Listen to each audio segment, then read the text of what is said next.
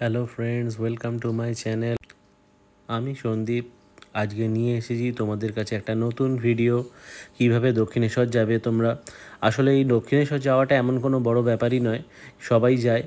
খুব সহজ সহজ এবং চেনা পরিচিত জায়গা, তাই নতুন করে বোঝানোর বা দেখানোর কিছু নেই। আসলে আমি ঘুরতে খুব ভালোবাসি, তাই আমি নানা রকম ব্লগ তৈরি করি এবং তাই সেটা আজকে তোমাদের সামনে তুলে ধরি। আমি এখন চলেছি NH2 দিয়ে। আসলে আমি হাইওয়েটা খুব প্রেফার করি, কারণ ওখানে যাতায়াত করতে খুব সহজ হয় এবং রাইডিং করতেও খুব ভালো লাগে।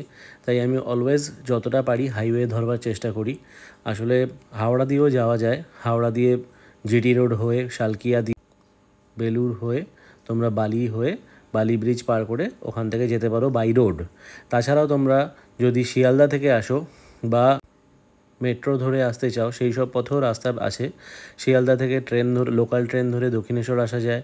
তাছাড়া মেট্রো ধরেও দক্ষিণেশ্বর আসা যায়। নানা জায়গা থেকে বাসের অনেক কানেক্টিভিটি আছে। সব বাসগুলো আমার জানা নেই, তাই তোমাদেরকে বলতে পারলাম না। হাওড়া থেকে মোটামুটি 10-12 কিলোমিটার রাস্তা GT রোড দিয়ে গেলে।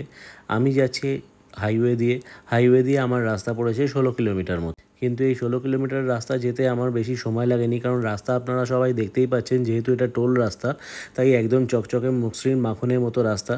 রাস্তায় সব জায়গায় ফ্লাইওভার ব্যবহার করা হয়েছে এবং যেহেতু লেন ডিভাইড করা আছে, সাইডে রেলিং ভাগ করা আছে, তাই রাস্তা খুবই স্মুথ এবং গাড়ি যথেষ্ট স্পিডে আপনারা নিয়ে চলে যেতে পারবেন।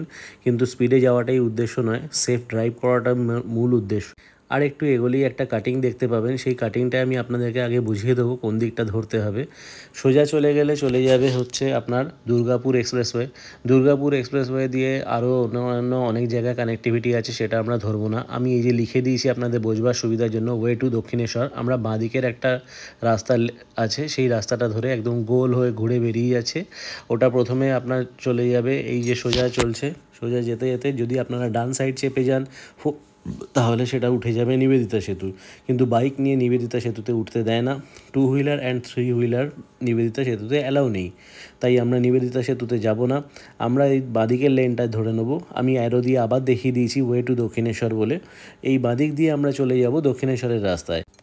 এই রাস্তাটা টোল রোড নয়। ডান দিকে যে নিবেদিতা সেতু উঠছে ওটা টোলওয়ে, কিন্তু এটা টোলওয়ে নয়। তবুও এই রাস্তাটা খুব ভালো মেনটেন্ড এবং পরিষ্কার পরিচ্ছন্ন রাস্তা, যেতে কোনো অসুবিধা হবে না। রাস্তার বিবরণ তো অনেক হলো, এবার আসি দক্ষিণেশ্বরের কিছু কথায়। দক্ষিণেশ্বর প্রতিষ্ঠিত হয়েছে 1855 খ্রিস্ট রানী রাসমণির। তৎক্ষণাৎ তিনি সেই এলাকার জমিদার ছিলেন এবং সমাজসেবী ছিলেন এবং তিনি খুব বড় ধরনের কালীভক্ত ছিলেন। প্রথমে রামকৃষ্ণদেব ওখানে পুরোহিত হিসেবে। এই যে দেখো বন্ধুরা, বালি ব্রিজ। আমরা বালি ব্রিজ পার করে দক্ষিণেশ্বরে যাব। নিচে গঙ্গা। এই হাওড়া থেকে আমরা কলকাতার দিকে ঢুকছি। ডান দিকে পড়ছে নিবেদিতা সেতু আর পাশ দিয়ে বালি ব্রিজ গেছে। এই যে গঙ্গা তোমরা দেখতে পাচ্ছ এবং এই গঙ্গা সাইড দিয়ে এইটা হচ্ছে বালি ব্রিজ। এইটাই একমাত্র এখানে আমাদের ব্রিজ, যে ব্রিজটা দিয়ে সবসময় গাড়িও যাচ্ছে আসছে এবং ট্রেনও যাচ্ছে আসছে। এখানে গঙ্গাটা যথেষ্ট চওড়া, নিচ দিয়ে লঞ্চ পারাপারের ব্যবস্থা। বেলুর মঠ থেকে সোজা লঞ্চ ধরে তোমরা চলে আসতে পারো দক্ষিণেশ্বরে। এই ফেসিলিটিটাও আছে। ওই যে দক্ষিণেশ্বরে কালী টেম্পল তোমরা সবাই দেখতে পাচ্ছ অলরেডি দূর থেকে। আচ্ছা, এবার যে কথাটা বলছিলাম, যে প্রথমে রামকৃষ্ণদেব, আমরা যাকে ওখানকার পুরোহিত মশাই হিসেবে চিনি, এবং তার ওয়াইফ মানে আমাদের পূজনীয় সারদা দেবী, ওনাদেরকে আমরা খুবই ওখানের চিনি। এর মধ্যে উল্লেখযোগ্য হলো রামকৃষ্ণদেবের দাদা কিন্তু প্রথম পুরোহিত ছিলেন এই দক্ষিণেশ্বরে কালী টেম্পলের। তারপরে উনি 1 বছরের মধ্যে মারা যান এবং তারপরে তার ভাই হিসেবে উনি দায়িত্বভার পান এবং তিনি দায়িত্ব পালন করেন। রামকৃষ্ণদেব ছিলেন দ্বিতীয় পুরোহিত। এখানের সবাই এসে মনে খুব শান্তি পায়, কারণ হচ্ছে এখানে কোনো জোরজুলুম নেই যে এত টাকার ডালা কিনতেই হবে, অত টাকার ডালা কিনতেই হবে, এই লাইন দিতে হবে, ওই পুজো দিতে হবে। কোনো আলাদা ভিআইপি কোটা নেই, ভিআইপি লাইন নেই। এই যে ওপরের ফুটব্রিজ দেখছেন আপনারা, যেটা স্কাইওয়াক নামে পরিচিত, এই স্কাইওয়াক দিয়ে আপনারা যদি ট্রেন বা বাসে বা মেট্রো ধরে আসেন তাহলে কিন্তু এখান দিয়ে পাস করতে হবে। আর শুধুমাত্র যারা যানবাহনে আসবেন, নিজস্ব যানবাহন বা ট্যাক্সি বা ওলা উবেরে করে, তারাই এই নিচেটা দিয়ে যাবেন, কারণ এইখান দিয়ে নিচে দিয়ে হেঁটে যাওয়া অ্যালাউ নয়। তবুও কিছু মানুষ হেঁটে যায়, কিন্তু ট্রাফিক গার্ড থাকলে তাদেরকে আটকে দেয়। এনিওয়ে, আমরা এখন চলেছি দক্ষিণেশ্বরের মন্দিরে একদম সামনে চলে এসেছি। এই জাস্ট ঢুকবো আমরা। এখানে দুদিকে কিছু কিছু দোকান আছে, কিন্তু এই দোকানগুলো আর এখন এখানে নেই। আগে আমরা বহুকাল আগে, আমি যখন ছোট ছিলাম তখন এই দুদিকে শাড়ি দিয়ে ডালা ডালা বিক্রি হতো, এখানে সব দোকানপাট ছিল। কিন্তু এখন এখানে ট্রাস্টি বোর্ড অনেক উন্নতি করেছে। এই ট্রাস্টি বোর্ড ভেতরে একটা নতুন ডালা আর্কেড তৈরি করে দিয়েছে, তাছাড়া ফুড কোর্ট তৈরি করে দিয়েছে। সত্যিই জায়গাটার খুবই উন্নতি হয়েছে। এই যে আপনারা সব সামনেই আমাদের দক্ষিণেশ্বর কালী টেম্পল, আমরা গেটটার কাছে পৌঁছেও গেছি। পার্কিংয়ের সুবন্দোবস্ত আছে এখানে, 2 চাকা এবং 4 চাকা গাড়ি পার্কিংয়ের খুব সুবন্দোবস্ত আছে। খুবই, এই ডান দিকে দেখছেন এটা হচ্ছে ফুড কোর্ট এবং মার্কেট। আর তার একটু আগে গিয়ে ডান দিকে ওইখানে যে গাছগুলো দেখতে পাচ্ছেন ওখানটায় করে আছে ফুড কোর্ট। তার পাশেই আছে ডালা আর্কেড। এই যে আমরা পার্কিংয়ে অলরেডি এসে পৌঁছে গেছি। দাদা আমাদের পার্কিংয়ে এন্ট্রি টিকিট কেটে দিলেন।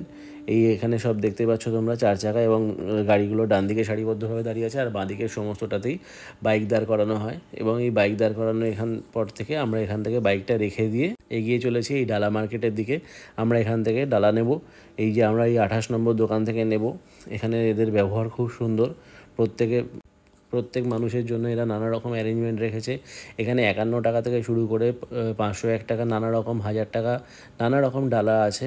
সেই তোমাদের যাদের যেমন ইচ্ছা সেই রকম ইচ্ছা অনুযায়ী তোমরা ডালা নিতে পারো। আমরা 101 টাকার ডালা নিয়েছিলাম। তাছাড়া তোমরা নিজেদের পছন্দ অনুযায়ী ডালা তৈরিও করিয়ে নিতে পারো, কোন প্যারা নেবে না নেবে, কী নেবে না নেবে।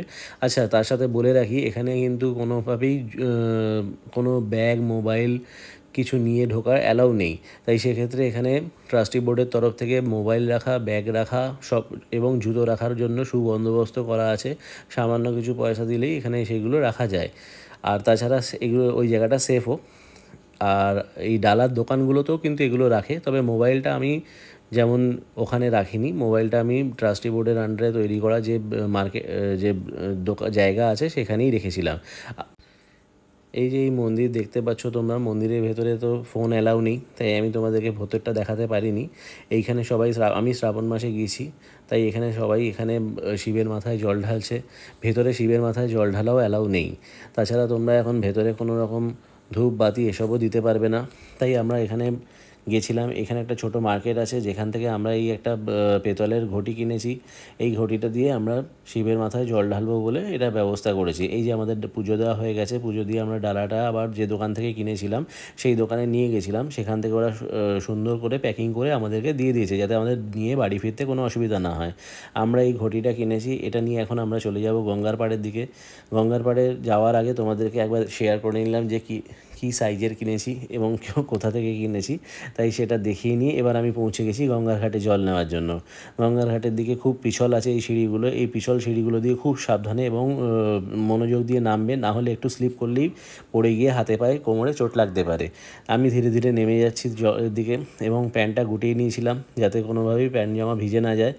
চলো বন্ধুরা, এই সময় তো এখন ভাটার জল ছিল, তাই বেশি অনেকটাই নামতে হয়েছে, নাহলে জোয়ারের জলে অনেকটা উপর অবধি জল থাকে, তাই সেক্ষেত্রে জল নিতে খুব সহজ হয়। আমি পৌঁছে গেছি প্রায় গঙ্গার ধারে এবং জল এখানে খুব পরিষ্কার, তাই জলটা নিয়ে নিলাম। জলটা নিয়ে এবার আমরা ফিরবো একটু পরেই। তোমরা দেখতে পাবে যে আমি জলটা নিয়ে ফিরে আসছি এবং তারপরে শেয়ার করব যে আমি শিবের মাথায় জল ঢেলেছি কিনা, এবং সেটা শেয়ার করব অন্য আরেকটা ভিডিও।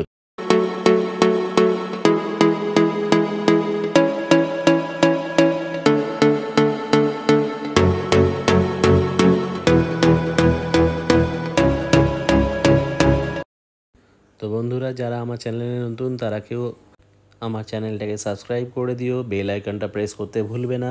এরকম নতুন নতুন ভিডিও, নানা রকম জায়গার সন্ধান পাওয়ার জন্য, বা এরকম আমার নানা রকম নতুন নতুন ভিডিও দেখবার জন্য।